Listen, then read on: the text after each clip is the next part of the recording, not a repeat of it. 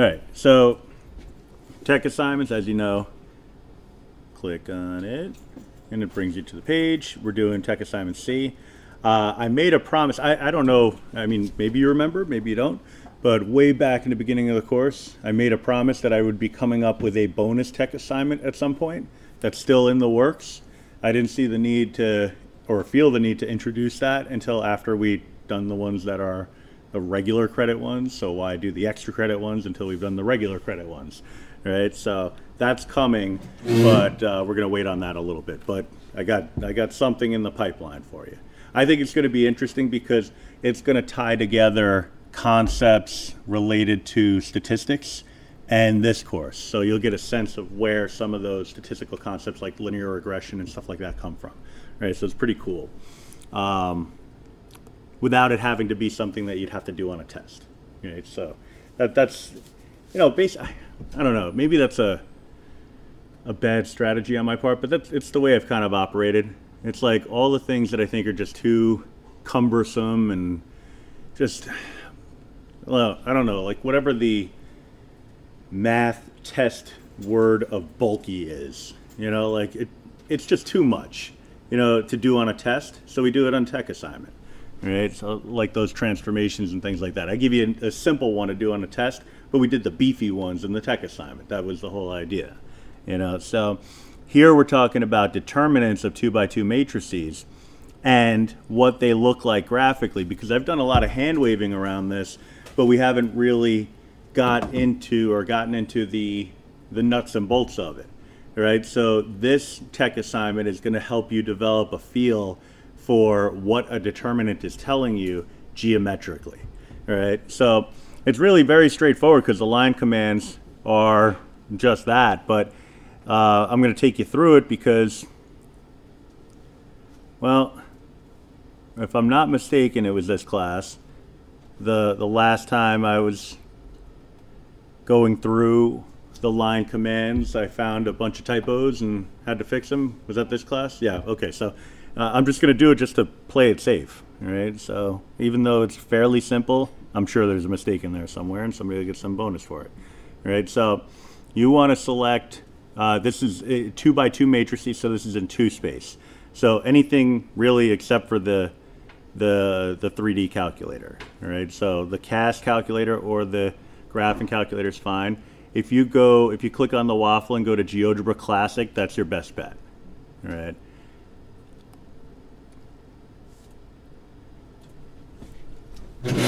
So just to avoid having to have any issues with GeoGebra naming a coordinate in a way that you don't want it to, just type in the A equals. I mean, you can roll the dice. I mean, it's gonna default to ABC, but I would encourage you to check back and make sure that it's naming it the way that it's supposed to name it on the handout. So for example, like I would type in the second one is 4, 3, hit enter. I'm just gonna verify that says B equals. Same thing with 0, 0. So it's the way I want it. But again, if you're gonna fall away from that prescribed way of naming the coordinates, then make sure you type it in yourself. All right, so U is vector A. Vector. Okay. And V is vector B. So this is no different than previous tech assignments.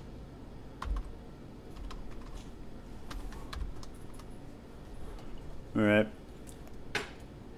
So what we're about to do is going to look an awful lot like what you would do if you wanted to find a vector sum. You know, adding 2 vectors together, you're creating the parallelogram and then connecting the 2 opposite endpoints, with one of them being at the origin. So we're just going to use parallel line tools, line tools to help us do that. All right. So if I define this as F equals, I could say line. Now you see the different options here. You can go from point to point. You can go with a point and a parallel line. So through a point parallel to another line, or when we think about parametric equations for lines in 3 space, for example, we talk about a point and a parallel vector, right? So that direction vector is what we want, right? So bottom line is, whatever you type in, it's probably going to understand it. So I want to go through A, and I want to be parallel to V. So hit enter, and you have that, and it even gives you the equation of that line. All right, so pretty handy, but even more handy when you're living in 3-space, right? Because coming up with a line in 3 spaces is a little bit more complicated. This isn't that bad. All right, G equals line going through B parallel to vector U. All right. Now, it does not automatically plot a point that is the intersection between these two lines. So I just want to actually make it obvious what that point is. So intersect between F and G. F and G. And it'll plot that new point, and it'll just call it the next available letter. All right. So it's calling it D. So I want to create a polygon out of this, because what I'm going to end up looking to do here in order to find the determinant of an appropriate vector, a pair of vectors, is I'm looking for the area of the parallelogram created by those two vectors. All right? All GeoGebra understands this as is a couple of vectors, 4 points, a couple of lines, and an intersection. Right? It doesn't have the intelligence to think, oh, clearly you're trying to make a parallelogram. So let's spell it out for it. So polygon A in the order, or, basically it doesn't have to be in the order of the points, but it has to be consecutive ordering of points. All right, because if you do it out of order, then interesting things are going to happen. So let's say, for example, I did A, B, C, D.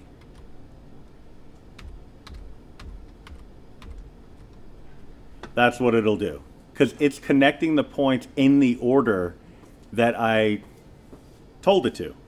It's very literal. So I didn't want it to do that. I wanted to go from A to C. I mean, I could start at C if I want, to D to B.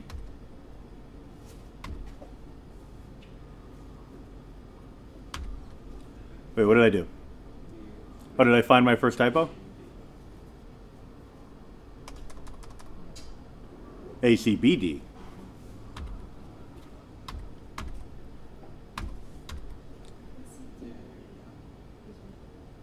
Yeah, ACDB is on the handout. Oh, and it's wrong. And yeah, damn right it is. Had to be, right? Because why wouldn't it be? It's right in line 3, just not in the line command right below it. Is instruction on line of Yeah. instruction 3 is got the right order. Yeah, look at me. So at some point I did it right. So it has to be A, C, B, D. Yeah, it's just got to be in consecutive order, right? So you could pick any starting value. Start at D if you want, but as long as you're going around consecutively. So D, A, C, B. You could do A, C, B, D. You could do B, D, A, C, just as long as you're not hopping around diagonal. So that's a typo for someone. I really wish I was putting these things in here on purpose, but unfortunately. Number 4 is saying find the determinant of the matrix whose columns are U and V compared to the area above. What's the relationship, right? So I left that open-ended because you could just do that on your calculator if you want.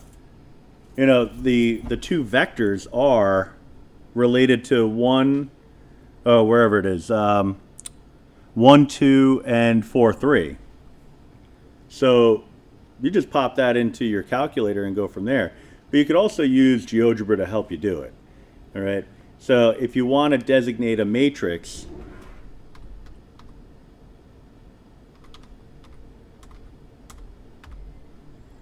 the challenge to that is just remembering the ordering of things. All right. You got to put it in a row at a time. Sorry, I just got like a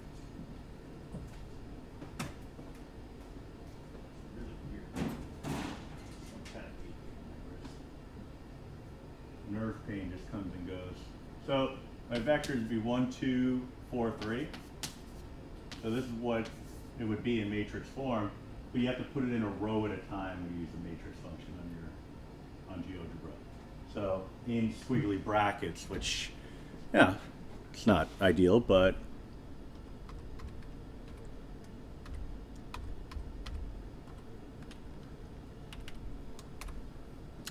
did I screw that up? Possibly.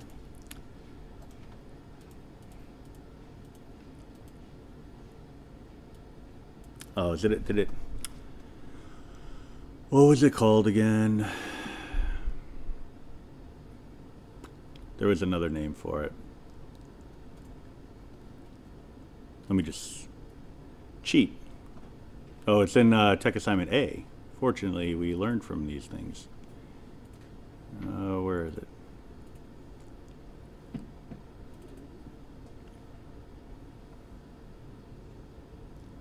Apply matrix. Damn it. Oh, wait, no.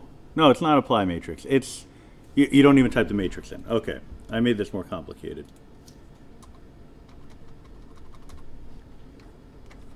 So it's still 1, 4, double squigglies, and 2, 3.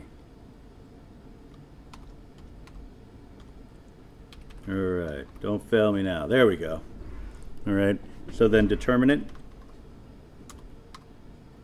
of the matrix. All right, matrix 1. And it'll compute it for you. Now let me just get the right assignment back up. This be the one. All right, so you can do it that way. All right, so again, my little snafu aside, it's just the squiggly brackets. I remembered everything except I didn't have that matrix in there. All right, worst case scenario, if you're in a jam, just click on help because it'll tell you. Oh, most of the time I just Google it. I'm like, I forgot the command, what is it? You know? So, but anyway, our goal here was to find the area of that polygon and see how it relates to the... Oh, did I never type that in? Of course I didn't. Well, there's the determinant, so I'll find the area of my polygon Q1. Moment of truth. You can see that they're the same, right? So the absolute value of your determinant is going to give you the area of that polygon, right? So it's giving you a geometric representation of the determinant.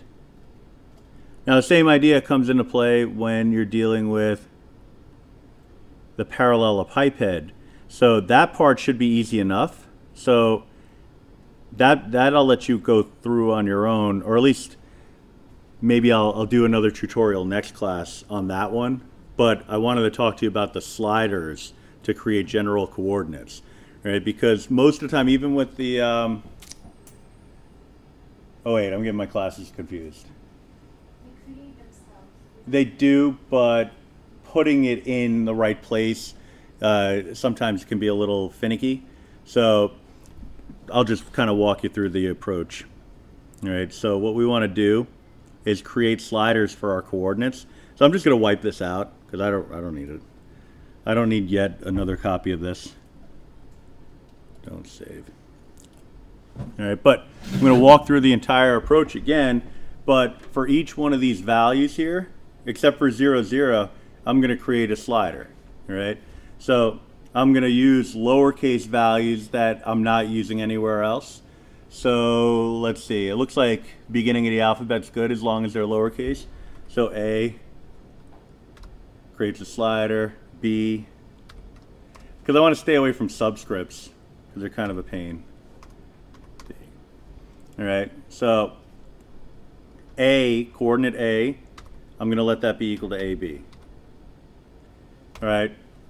The slider is set at 1, 1 for now, but if I move any of those values around, it'll move the coordinate around. So mission accomplished for that. B is going to be CD. Same deal, right? I can move C or D around, and they're going to be good to go. I can animate them both, have some fun with it, and I got some points floating around in space. Look at that. They're all over the place. It's wonderful. Like, where are they going to go next? All right. I'm also going to put in 0, 0. So I got that. That's going to be a fixed point because all vectors are going to be pinned at the origin. All right. So U equals vector A. V equals vector B. Now my vectors are moving all over the place. Very fancy. Same thing with the lines. It's actually kind of fun to have it going while it's in motion, so I'm enjoying this. Probably a little too much. Parallel to vector V going through point A, and then a line parallel to B going through. Oh, I used V? Oh, V is supposed to be what it is, going through U. So now I have my parallelogram of varying size, dimension, everything. It looks wonderful. All right. Intersection, F and G. All right, play around with the zoom so we can see it even more. Polygon, ACBD.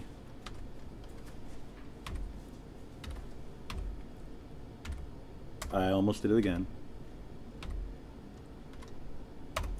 So I have my polygon, varying size, shape, etc. All right, and then the area, this time I'll do it in the correct order, area of that polygon, which is Q1.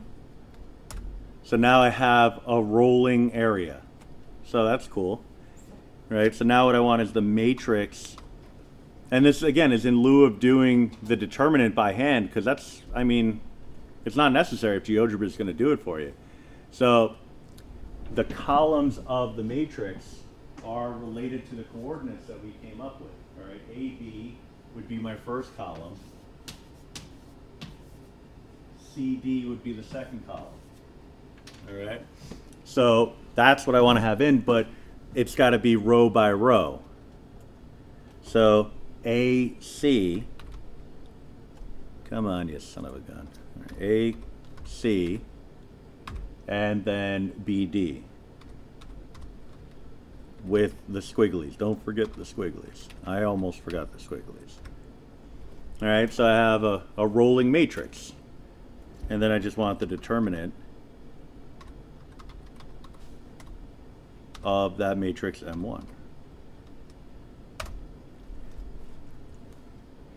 So that, well, I'm going to stop the animation in a second, but this value should correspond with your area. Now everything's moving so fast, so I can't really tell. You can slow it down. Like if you want to have it still move, but not at such a fast rate that you can't really keep track of anything, that's fine. But you could see that they're pretty much in lockstep, just one's positive and one's negative. All right, you could stop your animation at any point, and you'll see that that's even the case. If you want, you could expand your parameters. Instead of going from -5 to 5, you can go from whatever to whatever. All right, but I only need you to have, -5 to 5. That's perfectly fine. I think it gets the job done. But you could see that one's a positive and one's a negative. It's just really a question of which vector are you going from and to. All right, so in this case, we're going from A, B to CD. All right, so vector, let's see if A, B was vector A, which was U. Okay, so U is going to V. So when I'm finding the determinant, I'm going from U to V. That's a clockwise movement. All right, if it's a clockwise movement from one vector to another, then you're going to get a negative determinant. If it's counterclockwise, it's basically working like a unit circle. Counterclockwise gives you positive. If you're going from one vector to another, counterclockwise gives you a positive determinant. Clockwise gives you a negative determinant. Right, so that's the explanation as to why you have a positive versus a negative. But in the end, since we know it's just going to be an absolute quantity, it really doesn't matter. You're going to drop the sign anyway. But just to have a little bit of background, I mean, this does a really good job, I think, of getting across the idea of what a determinant is really telling you. Because when somebody says that a determinant is really just telling you the value of a matrix, you're appropriate in thinking, well, what the hell does that mean? A value of a matrix? Okay, yeah, diagonal down minus diagonal up. Fabulous. What does that mean? Like, what is that telling us? Right? But now we have a geometric representation, which is, I think, a bazillion times more meaningful. Right? So, like I said, I'll just leave it at that for this part. I'll post this up and I'll call this part 1. And then next class, I'll do an overview of the 3D part of it. Right? But at least if you have a little bit of time to digest this, you should be able to handle the 3D part. But if not, we'll debrief on that and figure it out together. Now I just got to remember how to stop a recording. I want to say Window Shift Q.